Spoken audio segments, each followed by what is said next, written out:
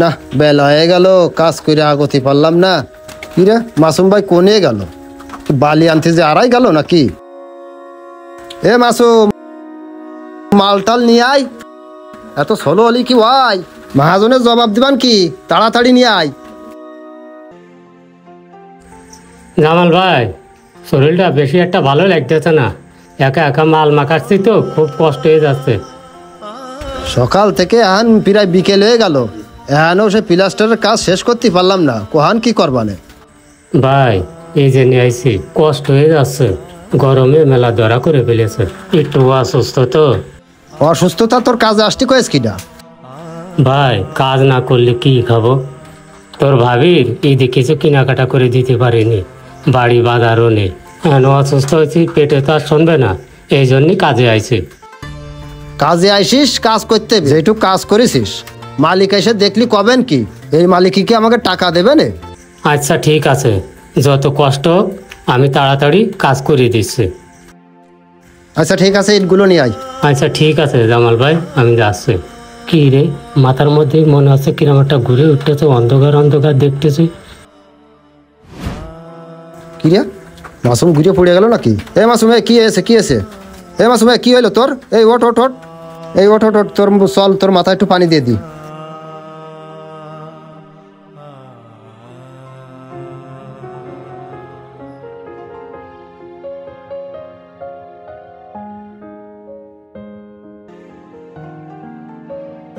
আমি কইছি তোর কাজে আসার দরকার নেই। তোর ওই রকম দুটো ছেলে থাকতে তুই কাজে আসবি কেন?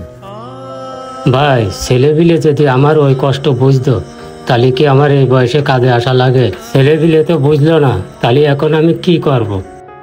আচ্ছা ঠিক আছে, তুই বাড়ি চল যা। তুই বাড়ি যাই জিড়ে গে, আর তোর ছেলের সাথে আমি একটু কথা বলবা না, আর মালিকের সাথে কথা কয়ে তোর আইজের ব্যবস্থা করে দিবা নে। তুই এখন বাড়ি চল যা, বাড়ি যেয়ে রেস্ট নিকে এনে ওঠ, তোর গামছা নে, নিয়ে বাড়ি চল যা। আর যাওয়ার সময় ওই মোড়ের দোকানতে ডাক্তার দেখাই নিয়ে যাস, আর শরীরের একটু যত্ন নিস। এই শরীরে কি কাজ কাম করা যায়? অপু বাপ, কোনো জায়গায় যাচ্ছিস? হ্যাঁ, বাজারের দিকে যাচ্ছি। কি হয়েছে? বাপ, তোমার এই জামাল কাকার সাথে কাজে গেলাম, কাজ করতে করতে মাথা ঘুরে পড়ে গেলাম। তারপরে মোড়ের ওই ডাক্তারের কাছে গেলাম, যার পরে কইলো কি, চাচা চাচা আপনার তো বয়স হয়ে গেছে, আপনি এই কাজ আর করতে পারবেন না। আপনার কয়টা পরীক্ষা নিরীক্ষা করতে হবে, বাড়ি যায় কয়টা টাকা ম্যানেজ করেন, পরীক্ষা কয়টা করেন আর কয়দিন রেস্টে থাকেন। আমার কাছে তো কোনো টাকা পয়সা নেই, যদি কয়টা টাকা দিতিস। আবার বাড়ি বাজার ঘাটও নেই, কয়টা বাজার ঘাট করে নেস্টি পারতাম। টাকা পয়সা কি আমার বাড়ি ফেলানো থাকে? যখন ছেলে তখনই দিয়ে দিলাম। তোমার বড় ছেলের কাছে দিতে পারো না? ও তো বাড়ি নেই, তুমি কয়টা টাকা পয়সা দিলি, ওষুধ কিনে এসে খাতি লাগতাম। এই সমস্ত বিষয় নিয়ে আমার সাথে ঘ্যান ঘ্যান করবে না। তোমার বড় ছেলের কাছে যাও।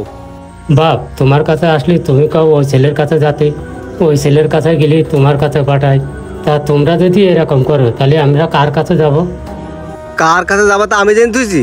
তুমি এতদিন ধরে কাজ করনি, সেসব টাকা কোথায় রাখিছো? তুমি যা পারো তাই করো গে, যাও। আমার দ্বারা সম্ভব হবে না, তুমি অন্য জায়গায় দেখো গে। আমি ওইসব টাকা মাকা দিতে পারবো না, আমার টাকা পয়সা নেই। তোমরা তো মারে কইলাম একটু বাড়ি এসে তোমার বৌমা অসুস্থ, একটু কাজ করে দিতি, সেগুলো তো করবা না। কাজের কথা কলেই তো অসুস্থ অসুস্থ দেখাও। তোর মাটা এমনি অসুস্থ, বিছনাতে উঠতে পারে না। তোর মা কি করে কাজ করবে? এই পর্যন্ত তোরা দুই ভাই একবারও দেখতে গেলি না, সারাদিন তোকে দুই ভাইয়ের কথাই কয়। ওইসব আমরা বুঝি, বুঝলে? তোমরা তোমার নিজেদের স্বার্থ ছাড়া কিছুই বোঝো না। আমার এখন সময় নেই, আমি একটু বাজারে আছি, যাও তুমি। হায় রে, এই ছেলেকে জন্য কত কষ্ট না জীবনে করেছি, আর এরা এখন কুকুরের মতো ব্যবহার করে।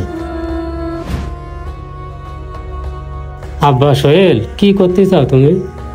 আমি এই যে বিরিয়ানি খাচ্ছি, দেখতে চাও না?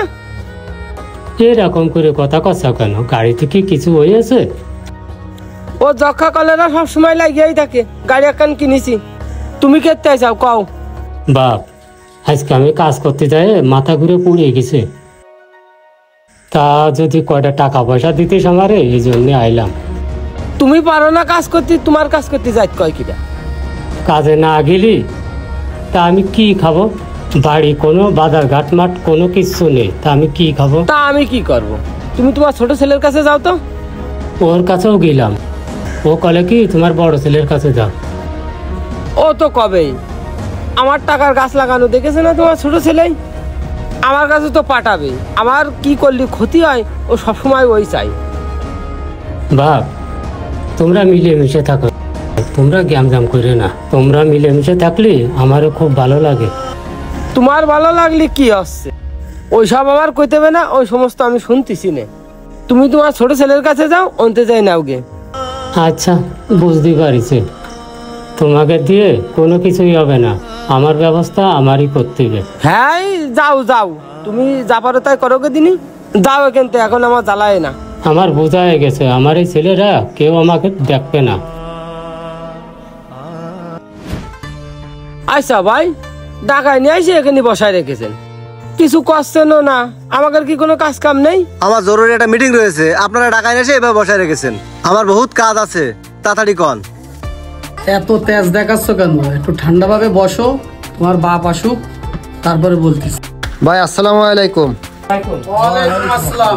বসো। আচ্ছা ঠিক আছে, বসতেছে। এই জামাল আয় এখানে বয়। তাহলে মাসুম চাচা, আলাপ আলোচনা শুরু করা যাক নাকি? আপনি মাতবার মানুষ, আপনার যা ভালো লাগে আপনি তাই করেন।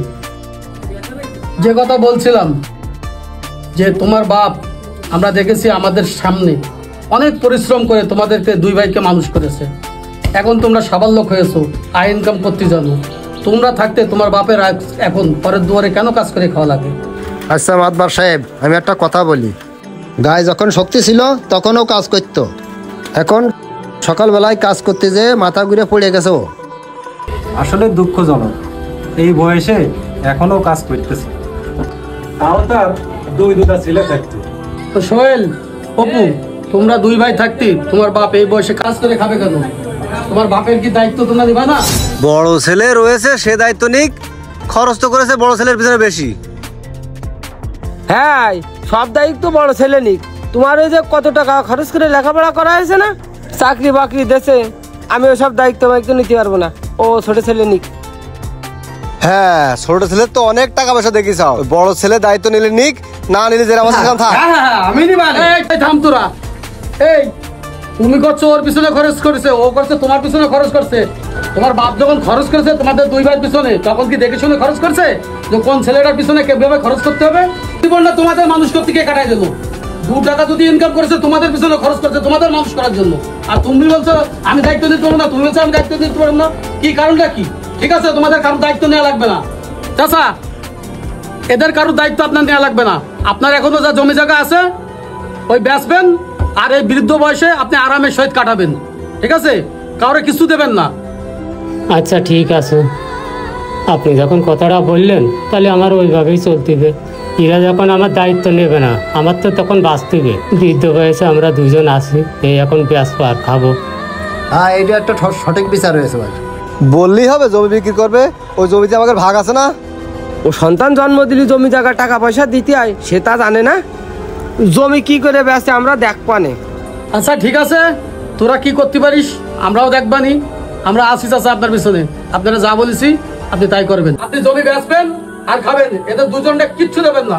চলেন, এই চলেন। একজন বাবা অনেকগুলো সন্তানের দায়িত্ব একসাথেই নিতে পারে, কিন্তু অনেকগুলো সন্তান মিলেও একটা বাবার দায়িত্ব নিতে পারে না।